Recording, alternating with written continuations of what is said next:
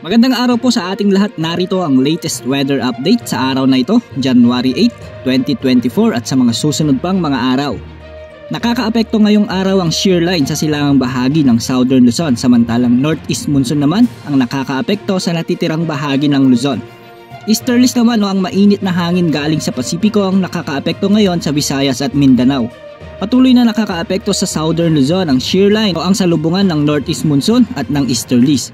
Ito ang nagdadala sa ngayon ng mga pag-ulan sa Bicol Region, particular sa Camarines Norte, Camarines Sur, Albay at Sorsogon.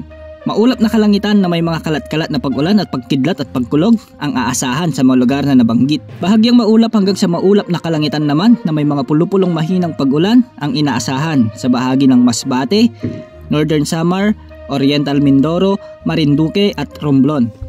Katamtaman hanggang sa malakas na hangin mula sa hilagang silangan ang iiral na may katamtaman hanggang sa maalon na karagatan.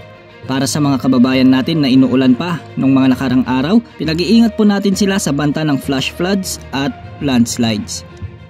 Nakakaapekto rin ang easterlies o ang mainit na hangin galing sa dagat Pasipiko sa Visayas at Mindanao.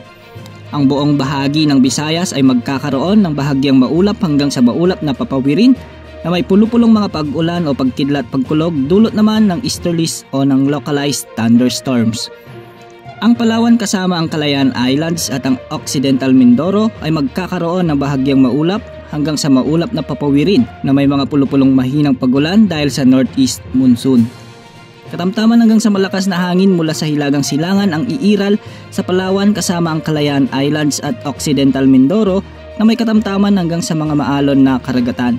Mahina hanggang sa katamtamang hangin mula sa hilagang silangan hanggang sa silangan ang iiral sa Visayas na may banayad hanggang sa katamtamang pag-alon ng karagatan. Sa Mindanao naman ay asahan ang epekto ng easterlies na siyang magdadala ng maalinsangang panahon maliban na lang sa mga isolated rain showers and thunderstorms sa hapon o gabi na posibleng magdulot ng mga biglaang pagbaha o pagguho ng lupa. Sa Metro Manila naman ay magkakaroon ng bahagyang maulap hanggang sa maulap na papawirin na may mga pulupulong mahinang mga pag-ulan dulot ng northeast monsoon.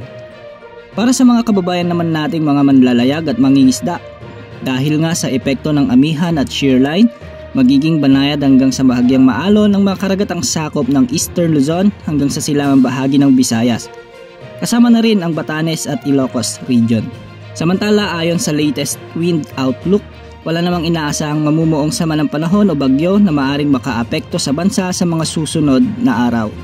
Maging handa sa bawat oras dahil minuminuto ay nagbabago ang panahon. Ito po ang weather update ng bayan, maaasahan anumang panahon.